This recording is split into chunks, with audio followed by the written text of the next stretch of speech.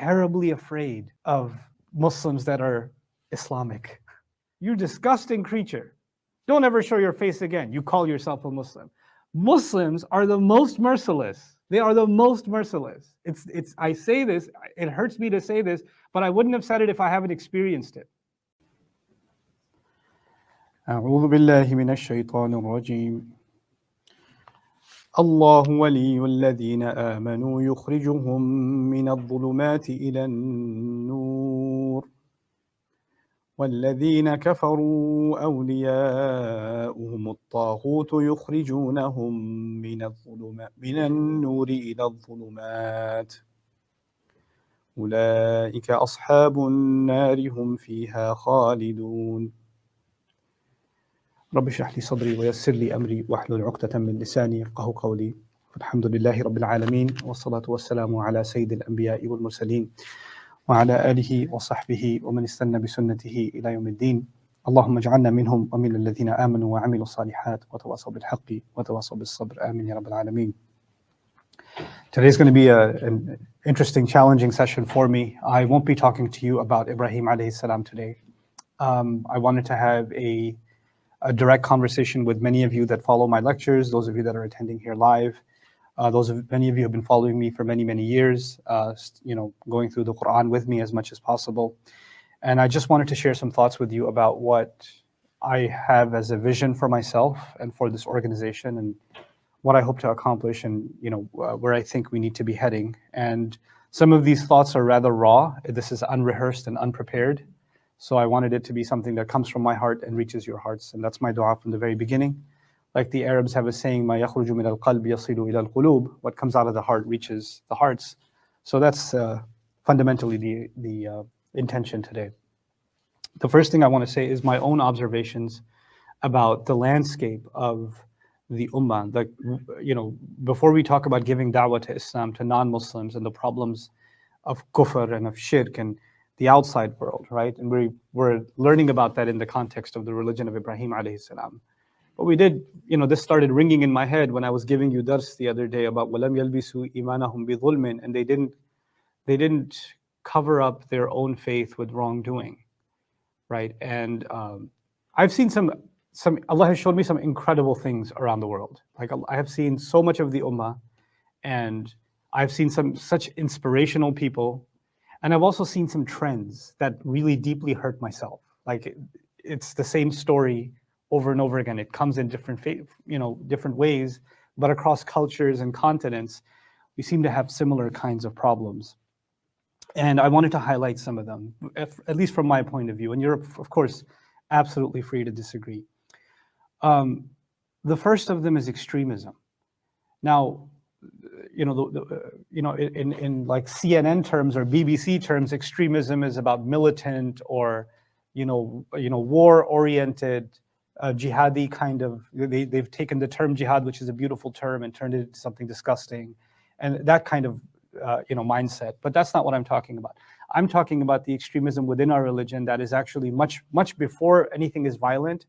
There's a mindset that becomes extreme, and that mindset is deeply rooted in really a lot of lack of knowledge at how permissible our religion is on many issues, right? We've heard something growing up, and if somebody was raised in Pakistan or Bangladesh or India or wherever, and they heard something growing up about what Allah says or what He doesn't say, they believe that to be absolutely true, and I don't blame them, right? And the opposite is being heard by somebody raised in Algeria, and something completely different is being heard from the Imam from somewhere in Nigeria, and something else is being heard by people that are living in another part of the world.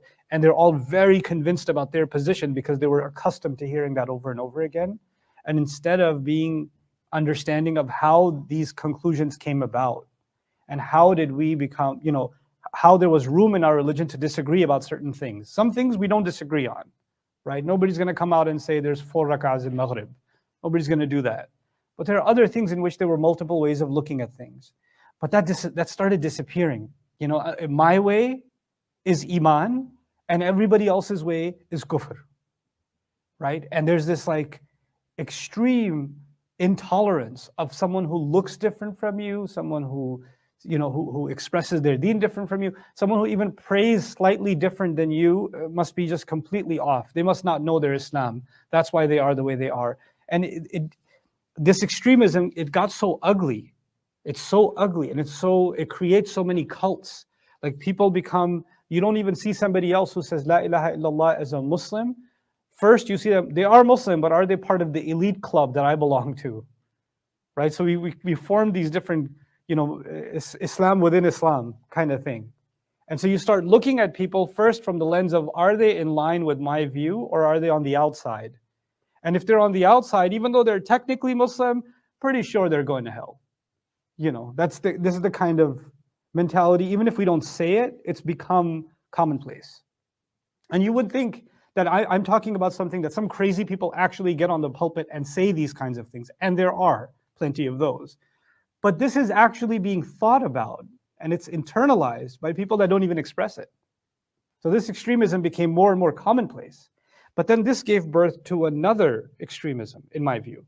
And the other extremism is when you see that our deen, and the reason I wanted to talk about Ibrahim alayhi salam this year, and people assume, I know the story of Ibrahim alayhi salam, I have to talk about that, right? I haven't even gotten to the point where I think this is absolutely fundamentally needed. Ibrahim alayhi salam was concerned about all of humanity. He was concerned about people he's never met before. He's concerned about generations of people in the future across the world, and he wants something good for them, right? Now think how far we can come. We can claim to be from the religion of Ibrahim alayhi salam, and forget about wanting good for someone else. We find joy at the destruction of another Muslim, right? That is different from us. That belongs to a different sect than ours, or that belongs to a different political ideology than ours, etc. We find some kind of internal yeah, got him. How far from the religion of Ibrahim alayhi salam is that? It's so. The other extreme that got developed is, well, I want to come to Islam, I want to come to this deen because it softens my heart, it brings me closer to Allah, it makes me love my messenger, sallallahu alaihi wasallam. It makes me, we hear all the time, this is one ummah, this is one ummah. But the more I come closer to the religious environment, the more I find this is so divisive and cultish and, sectarian. It's so aggressive. I don't want anything to do with it. And so a lot of people, over the last century, a lot of people practically wanted to stay away from anything that looks too religious. Muslims, they want to stay away from a masjid. They want to stay away from somebody who looks like they might be teaching about Islam, because they're probably extreme. They're probably very hateful, very judgmental people. There were these assumptions that were developed. These assumptions did not come out of the figment of somebody's imagination. A lot of people were very judgmental. A lot of people were very extreme. And they created that kind of hostile environment. And when they did that, there was a reaction, and so both sides got polarized. So if you go to any Muslim country and any Muslim community, even you could do that cross-sectional analysis even in a city like Dallas, right? You could find plenty of Muslims here. When you ask them about the masjid, the opinions you will hear, you guys know. You've been in those conversations already. All these people are like this. And you wonder, where are these thoughts coming from? Why are they so averse to anything that has to do with Islam? Because they've experienced something in Islam's name. They've experienced divisiveness and hatefulness. They've experienced cultish behavior, gang mentality. They've experienced these things in the name of Islam. So they're like, I just want to be good. I don't think this is any good, so I'm going to just take a step back, right? And so they pull away and they want to just do their own thing, And so that's another extreme that develops. And by the way, when you disconnect from any environment where you can learn about your religion, where you can find some spiritual growth, when you disconnect from that, well, you're also in Shaitan's playing field, because now you're by yourself. Right? So you're going to surround yourself with non-Muslim friends, or friends that are Muslim by name, but they don't really talk about Islam. That's your new criteria. So when you surround yourself in that environment, how well is your deen going to flourish anyway? You're going to start withdrawing from your deen. You're not going to be connected to Allah the way you used to be, And it's going to start hurting you spiritually. Even though it's helping you in other ways, it's starting to hurt you spiritually. So that's the other extreme. Then there, of course, something that I didn't realize how serious it was until I started traveling and meeting with people and just having conversations. Because a lot of my career was spent giving durus in masajid, right? And I'm like I am sitting here, I'm giving dars in the masjid and there are people in front of me, and I thought this is what the ummah looks like, right? And this is not what the ummah looks like. This is a subsection of a subsection of a subsection of what the ummah looks like. And things happened in my life, and I started kind of looking at the ummah differently and started experiencing different kinds of populations that I did not know existed. And I realized, subhanAllah, there are people that will walk by you, you would never even think they're Muslim, but they have a love of this deen in their heart. And they really want it. They really want it. They really wish they knew more. And it's burning them on the inside. But they are kind of the next generation. I just described to you a generation that kind of disconnected itself from the religious environment. This is a byproduct of that. Those people are so far removed that they have a love and a reverence and a desire to learn about the religion, but they're also terribly afraid of Muslims that are Islamic. They're terribly afraid. And genuinely, I mean, you think non-Muslims get scared when you board a plane and they look at your beard? Now, you haven't met those kinds of Muslims. They get scared. They get scared of other Muslims. And I actually, for the first time, learned to empathize with their fears, learned to understand where they're coming from, learned to engage them in conversation. And I found, subhanAllah, these people, they may not look like they're practicing Muslims. They may look like they're on the verge of kufr, but their hearts are in the right place and they're just looking for that spark to connect them and to really bind them to Allah's deen. But on the outside, it looks like, oh, the ummah is secularizing, the ummah is liberalizing, the ummah is getting progressive, the ummah is becoming this, or we're leaving the appearance, women are leaving the hijab, men don't have the beards anymore, the masjids are empty, etc., etc., etc., right? And that population of people, one of the things that shaitan gets them with is, because they don't look like your conventional religious Muslim, and because they're not in the best environment sometimes, they make mistakes. And when they make mistakes, then they want to figure out how to make tawbah, come back to Allah, right? You know what's traumatizing for a lot of them? The message they've heard. This is coming directly from so many hundreds, if not thousands of voices. The message they've heard growing up from the minbar of Rasulullah Sallallahu Alaihi Wasallam. When you hear something over and over again, you get a summary in your head, right? The summary in the head, you know what it is? I'm probably going to hell no matter what I do. I'm probably not worthy of being saved. Because people that get saved are really, really good people. And they came from a long time ago. They're probably all already dead. So in this day and age, most people can't be any good. That those times are over. So there's a deep hopelessness inside of those hearts. So now I mentioned a few problems to you. There's an extremism. There's a response to that extremism. There's a silent ummah that's slowly fading away. They're hoping to cling on to their religion in some way, but there's nothing to cling on to hold on to. And it then comes along yet another narrative that takes hold. And that other narrative is, you know what? Maybe these people of knowledge, these sheikh types, these conservatives, etc., they're too hardlined. We need to rethink Islam. We need to, reinterpret the whole thing and figure out a way of making us feel better and not making us feel bad. So now a reinterpretation of Sharia, a reinterpretation of the Quran, a reinterpretation of its teachings, anything that doesn't fit with a modern mindset, anything that doesn't fit a progressive worldview, let's reinterpret it and reconfigure it so it jives with society better. It syncs better. It's more politically correct. It's more socially acceptable. And anything that doesn't, we should say, you know what, that doesn't make any sense anymore. Maybe Allah said that for that time, it's not for our time anymore, right? So that was a new wave. And that wave is no small wave, it's a massive wave, right? And the idea of not questioning conclusions because the evidences are weak.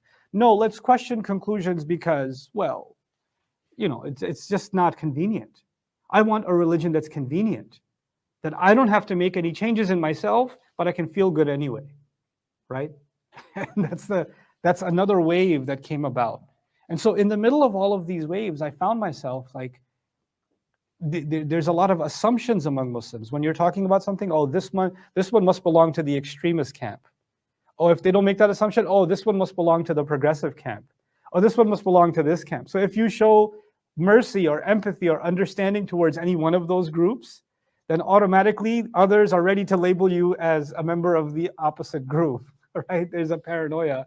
I need to figure out which gang he comes from, because I need to make sure I'm not falling on the long side of the border, you know?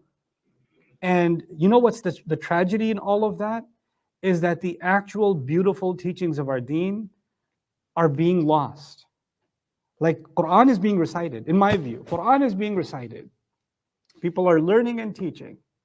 And there's a lot of good happening too. But for the most part, the spirit of our deen, the mentality that it's supposed to produce, the healing that it's supposed to have for the hearts, where is it to be found? Where is it? And for me, I realized that Allah Azza wa Jal, and I realized this actually after going through a lot of personal struggle. It didn't come to me easily. I've been studying obsessively. I've been studying the Quran since like 1999. And like it's a passion for my life. Like I don't know if I can do anything else with my life than study Allah's book the way that I do. And the all of that study, and you know what happened? I had to go through some really difficult times in my life, and I realized some things were always there in Allah's book, and I just couldn't see it.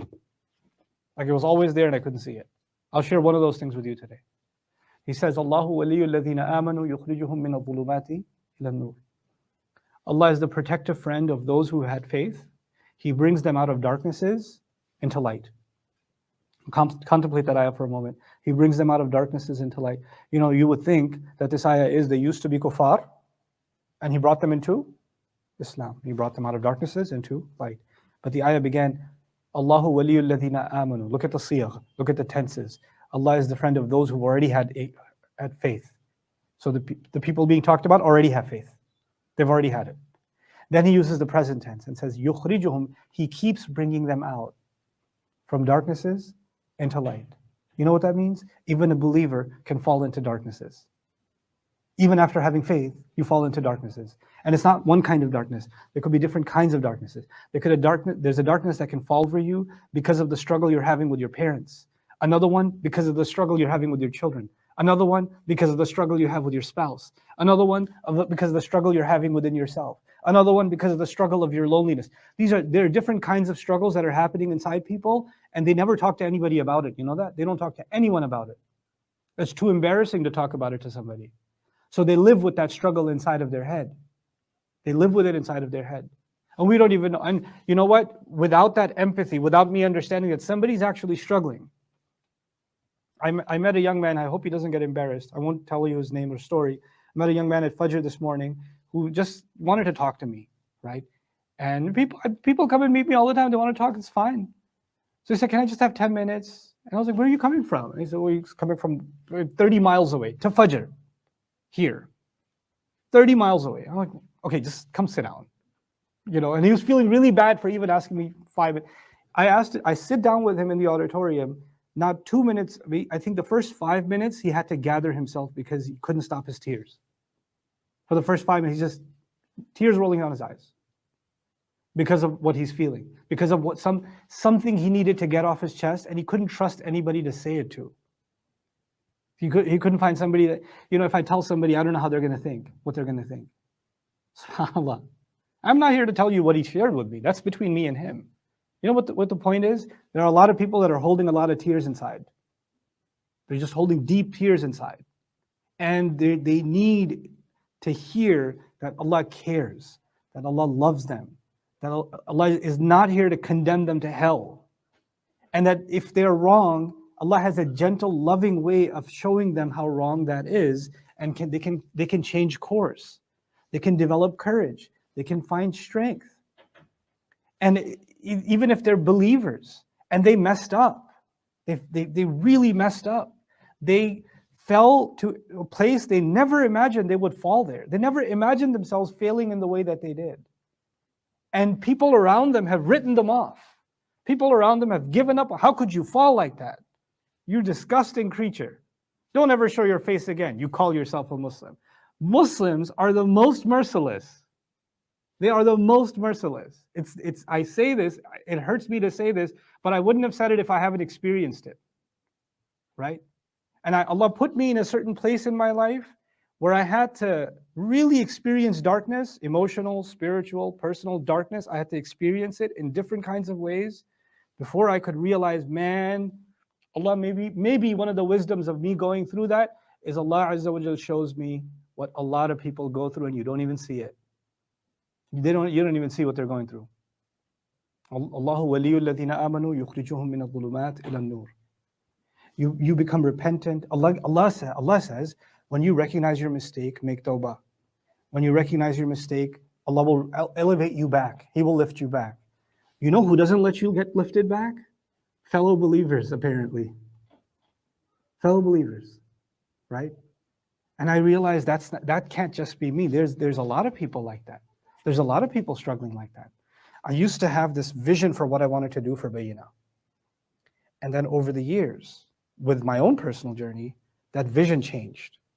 And I have a new vision, something else I want to do with this mission, this organization. And in a couple of minutes, I just want to put that in front of you, what I'd like to do. Because I have now, you can't go back, you can't unsee what you've seen, right? I genuinely believe that the way that we think about Islam, the average Muslim, the way that they think about Islam, which doesn't matter which category I mentioned that they belong to, they're really disconnected from the Quran. They're really, they're just the words of Allah, the counseling in it, the wisdom in it, the thought process in it, we're disconnected from it. The Quran is an artificial part, it's become an artificial part of Muslim life, meaning its recitation is heard, some halaqat are attended, and even when you're studying the Quran, most of the time you're studying what other people said about the Quran, not the Quran itself, right? But the way that we're supposed to, our heart and our mind is supposed to engage Allah's book, it's not happening the way it should have been. I used to feel like that when I first studied the Quran. I was like, I was born a Muslim. How come I didn't know this stuff until I was 20 years old, 19 years old? How come I had no idea this stuff is in this book?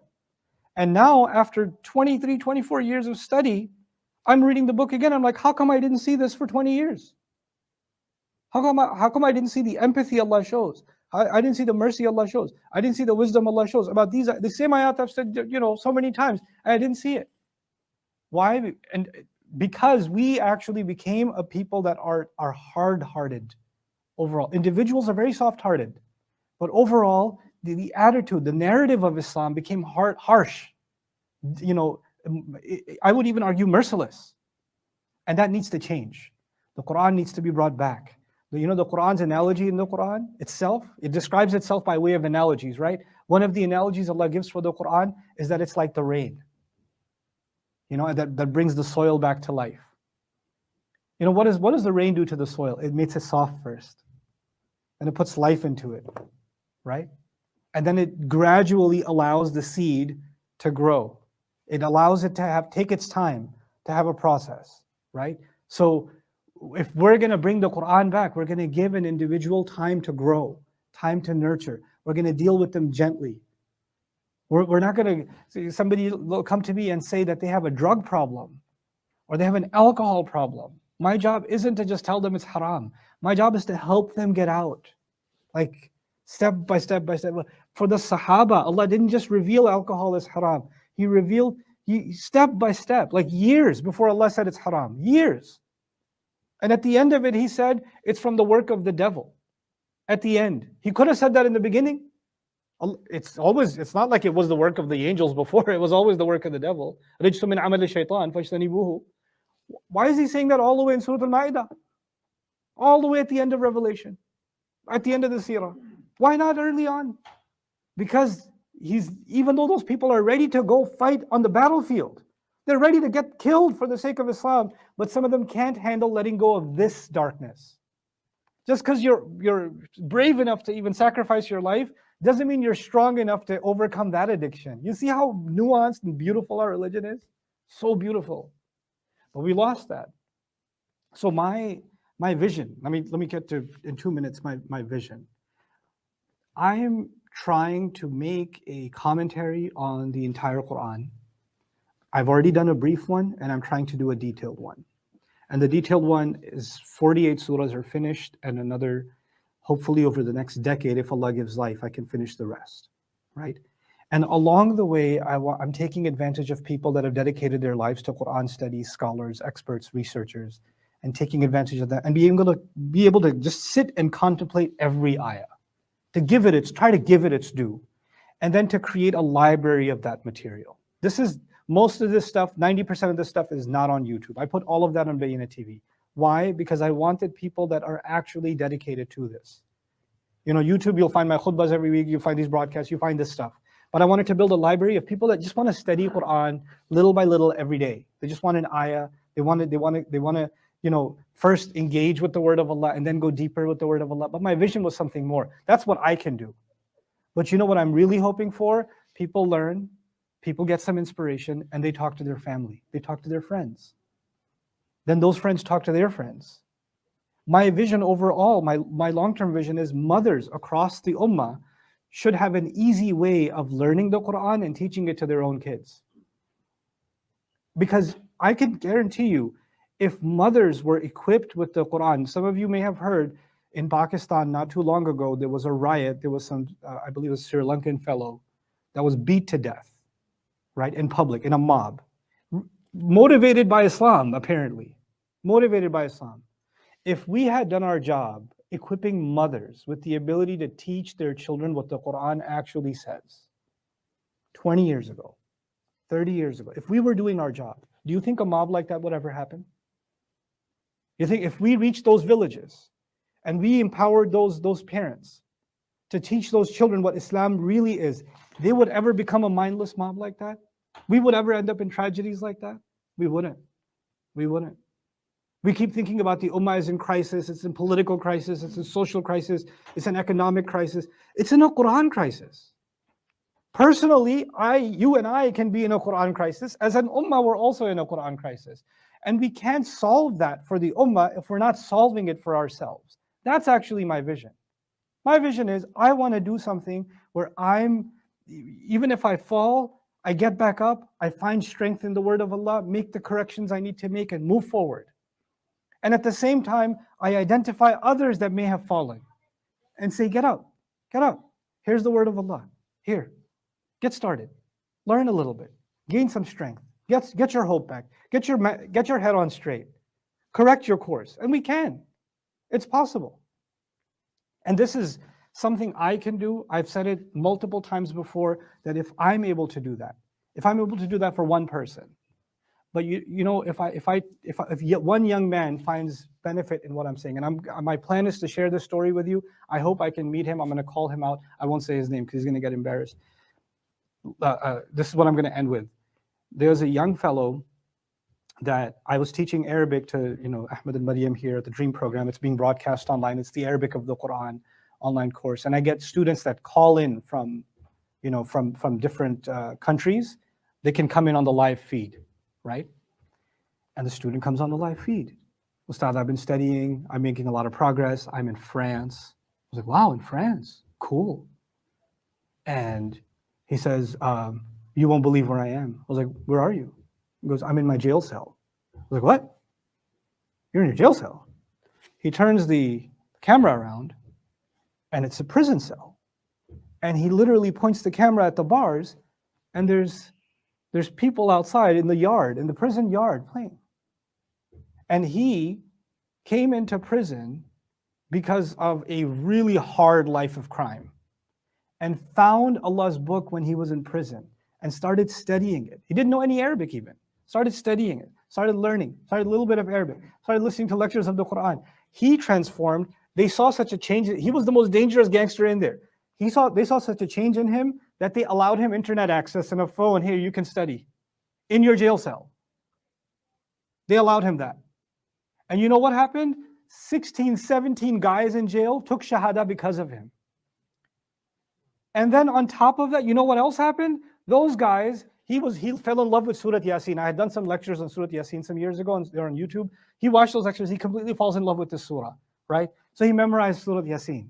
And then he has his jail buddies memorize Surah. Non-Muslims were memorizing Surah Yasin in 6 months. And for each ayah they memorized or each phrase they memorized, they were actually watching those videos and he was translating them in French for them. So they knew the tafsir of each piece of the ayat while in prison. And then some of them went back and their entire families became Muslim through Surah Yasin. And he's just sitting there. I was like, can I have some time? My plan is to go meet him. I just need to give him a hug.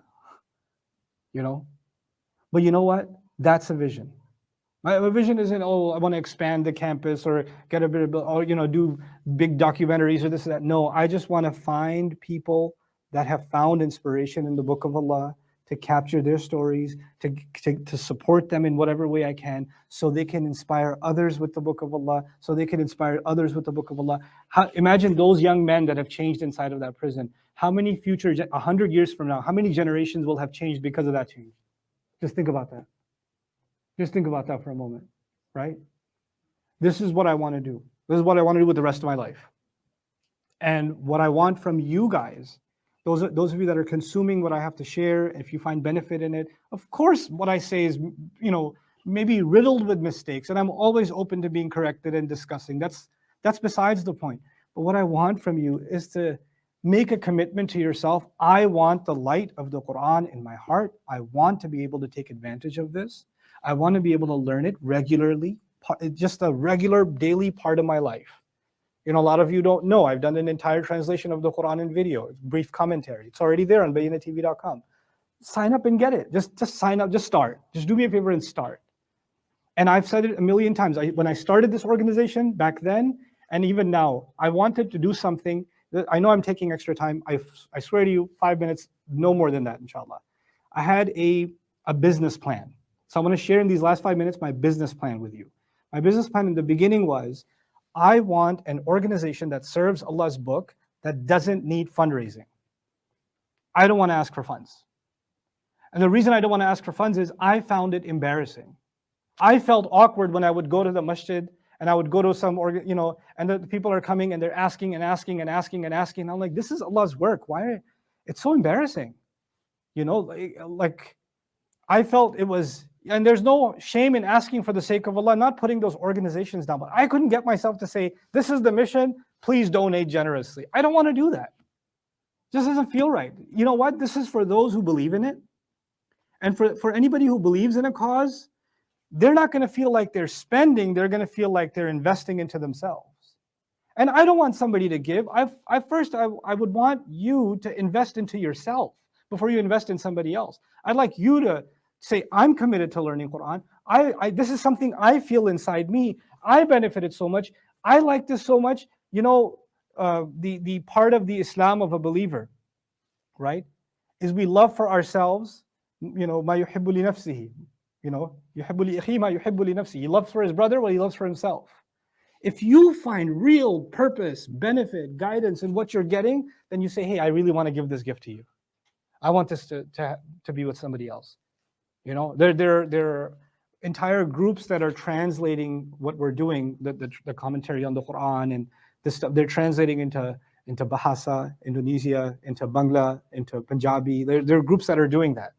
And my vision? My vision is people, like if you're from Bangladesh, if you're from Pakistan, if you're from these countries, you know what? You should sponsor students from your countries, because you should want to say, I want 100,000, 1 million, 10 million, 20 million people from my country to know the Quran better in the next 10 years. I want to facilitate that for them. And I want them to know that in a way that softens their heart, that expands their mind. That's what I'd like to see. That's the goal that I have. I want to just I want to gain. Those who can should give to those who can't. And if you can't, our subscription is $11 a month. I'm not even selling it to you. I don't care if you can't afford it. Go get a gift subscription. We'll give it to you. It doesn't matter. And our business analyst, my business analyst friends are like, if you give too many people a gift subscription, your servers, you're not going to be able to uphold the cost. You're going to go bankrupt. And I was like, don't worry about it. Those who believe in this will come through. We don't have to worry about that. We just have to worry about we didn't deprive anybody. We didn't close the door to anybody. Because on the one hand, people feel like Islamic education should be free. Nothing is ever free. Nothing is ever free. The lights that are on have a cost. The sheikh that's teaching has a family to pay for and all of that. That's not even the point. My point is it shouldn't be free. It shouldn't be free. This is the highest form of education. It should be accessible, it should be affordable, and whatever revenues are generated should be used to spread this even further, to make this, we should be, Quran organizations should be more powerful than Netflix. Why not? Why not? Why don't we have that mentality? We should be more influential. They can produce dirty materials that the world will say, hey, you're producing things that are graphic content involving children. And they can say, yeah, so what? We're going to increase our subscription price. And their shares will go up instead of going down. They can do that, right? We need to think big. On the one hand, I want to think about myself. And on the other, I need to think big about what vision do I want to give to the world? What is it that I want to accomplish for the world? And the best empowerment we can do, I think, alhamdulillah, we built enough buildings. It's time to build people. It's time to empower people with the word of Allah. And that's my appeal to you. That's genuinely what I feel from my heart, is you don't know where the next inspiration will come from. We don't know if it's going to come from a jail cell, if it's come from a basement somewhere. It's going to be the bouncer at a club that his free time is reading the Fatiha and he's like, I got to make a change. You don't know where it's going to come from. That's up to Allah Azza wa Jalla. That's up to Allah. Our job is to just support it. So I pray that I'm able to find like-minded and like-hearted folks that believe in this vision and want to be a part of it. Jazakumullahu khairan for listening patiently. I know I took a lot of time today. Barakallahu li wa lakum fil Qur'an al-Hakim wa nafa'ani wa iyyakum bil ayati wa dhikr al-Hakim.